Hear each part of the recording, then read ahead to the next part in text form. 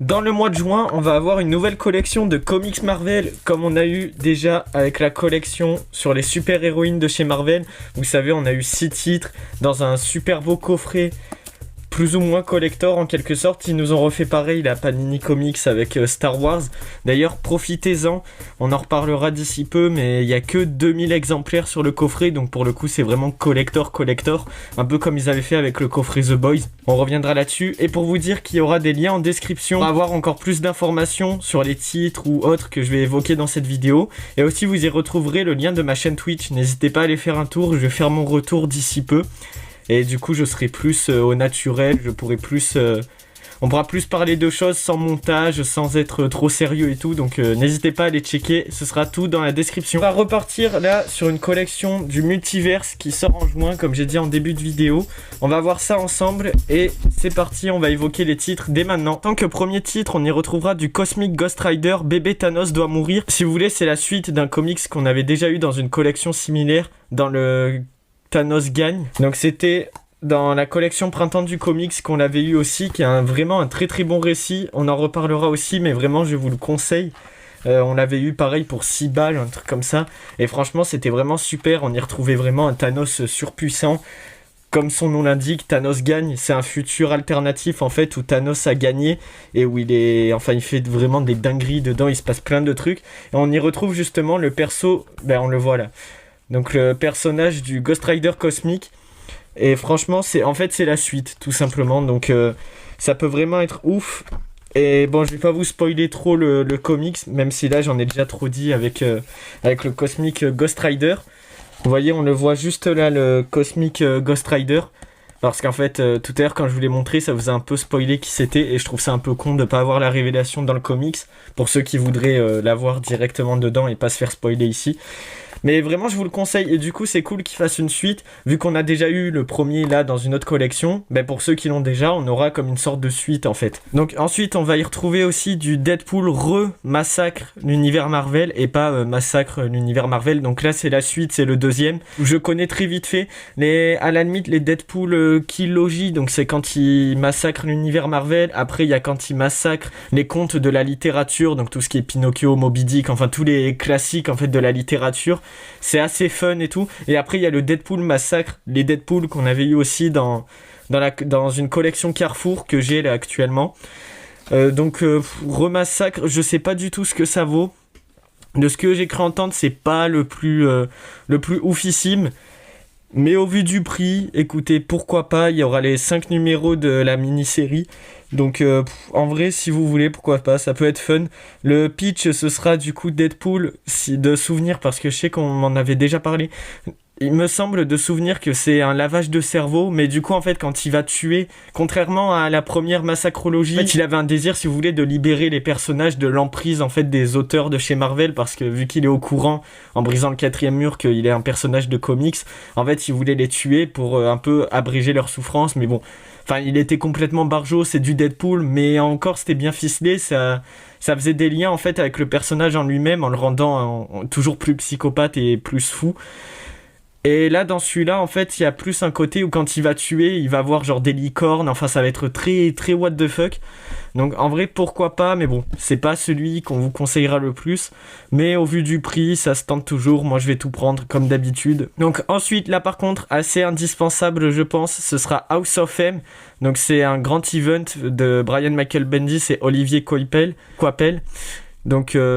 pour ceux qui savent pas, en fait, c'est un événement... c'est un futur alternatif. Hein. C'est un événement où il me semble que Wanda, donc la sorcière rouge, elle pète un câble et je crois que du coup, elle fait un petit peu n'importe quoi. Elle fait un peu un carnage. De toute façon, je vous mettrai encore une fois au montage des trucs ou quoi pour en apprendre plus. Je sais pas du tout ce que ça vaut. Je connais forcément de nom parce que c'est quand même un gros événement en comics et tout. Je connais vite fait le pitch, comme je viens d'évoquer, mais je pourrais pas plus vous conseiller que ça. Je pense que si c'est un événement assez emblématique de ces dernières années de chez Marvel, c'est que ça doit valoir le coup. Donc bien sûr, prenez-le s'il le faut. Ça peut vraiment être cool. Et comme j'ai dit, vu que c'est autour du multiverse, doutez-vous bien que les titres que j'évoque là, souvent, c'est des univers alternatifs ou des trucs comme ça. Hein. Jusque-là, c'est que des... C'est vrai, je l'ai pas évoqué en fait. Vu que le but de la collection, c'est le multiverse, en fait, chaque comics est un univers propre. Comme on a vu tout à l'heure avec le Ghost Rider Cosmic, en fait, King Thanos, c'est un futur alternatif, c'est un futur possible, en fait, si Thanos gagne.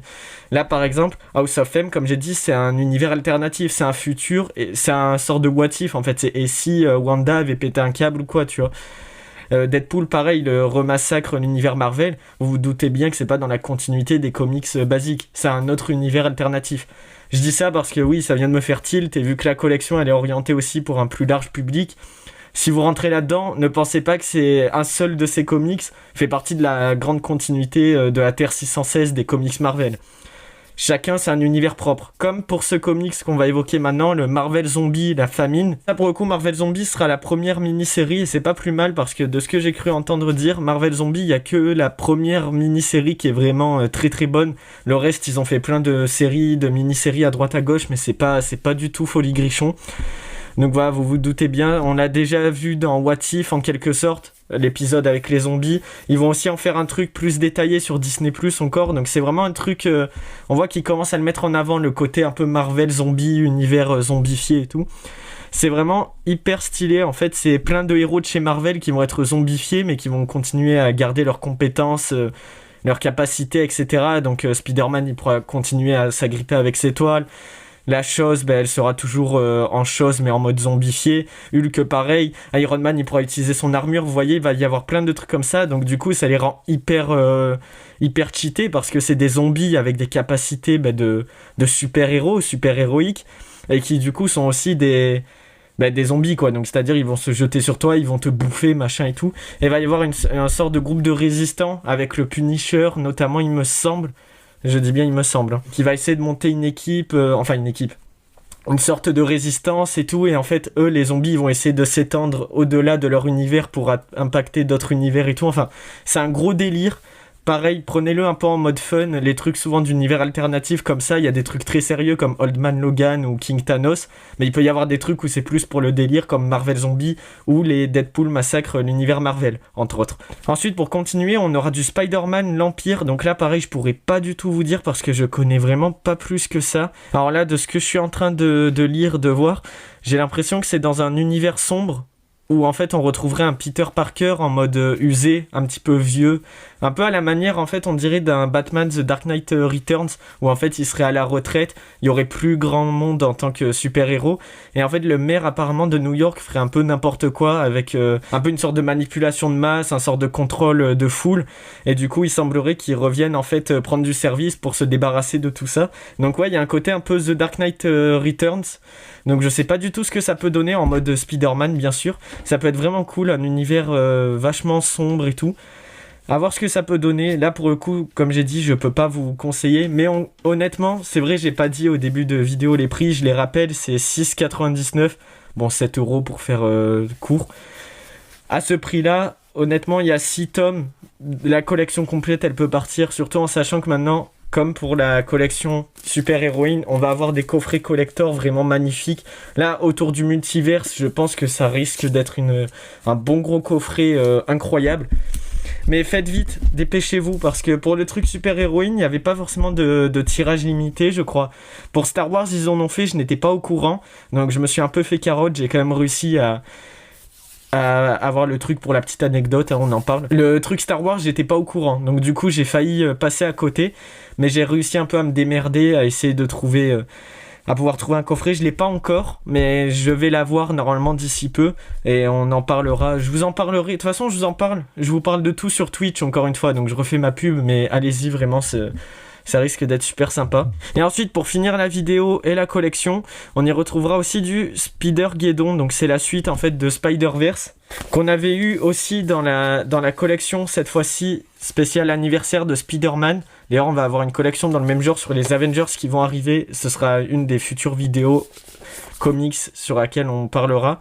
Donc voyez, on avait eu Spider-Verse et Spider-Man, que du coup les deux qui déjà se suivent un peu vu qu'ils ont un peu les mêmes thématiques, et là du coup encore la suite avec Spider-Geddon. Pareil, je pourrais pas plus vous dire que ça, je pense que ça doit être bien. Si c'est censé être la suite de Spider-Verse, il n'y a pas de raison, si c'est autour de tous les Spider-Man et tout.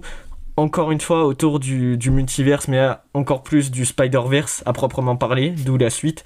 D'ailleurs, vu qu'on va avoir le nouveau film Spider-Man au cinéma, donc Across the Spider-Verse, que j'irai voir bien entendu, ça peut vraiment être cool, c'est vraiment en thème avec l'actualité en termes de cinéma ou d'actualité Marvel entre autres, donc ça peut vraiment être cool. Donc voilà, pour les titres qui vont y avoir, encore une fois, il y aura une magnifique frise bien entendu, des covers assez sympathiques, même la sélection des titres est vraiment pas mal, il y a vraiment des trucs que j'avais envie d'avoir depuis un certain moment, des trucs peut-être un peu plus passables, comme le Deadpool remassacre l'univers Marvel. Après le reste a l'air de bonne facture, mais encore une fois, même s'il y a un titre ou quoi qui est pas non plus indispensable, c'est toujours cool d'avoir la collection complète pour avoir la frise, le coffret collector. Maintenant, ils savent comment amadouer. Hein. Ils ont fait les coffrets justement aussi pour qu'on nous inciter encore plus à tout prendre et pour dire ah mais on a augmenté les prix. Encore une fois pour la petite anecdote, vu qu'au début le printemps des comics coûtait seulement 5,99 donc presque 6, qu'entre temps ils ont monté d'1€ et qu'en plus maintenant les titres sont passés de 10 à 6, c'est vrai qu'ils étaient obligés de faire un peu un truc pour nous dire non mais regardez, certes on est passé de 10 à 6 et on reste à 7€, mais vous avez un coffret, du coup ça reste rentable pour vous. Donc voilà, bon, c'est comme ça, mais bon, quitte à y être, c'est vrai que autant en profiter du coffret collector et de la collection. Donc voilà, c'était tout pour moi, on en reparlera et franchement c'est vraiment très très cool. Bref, sur ce, allez, salut!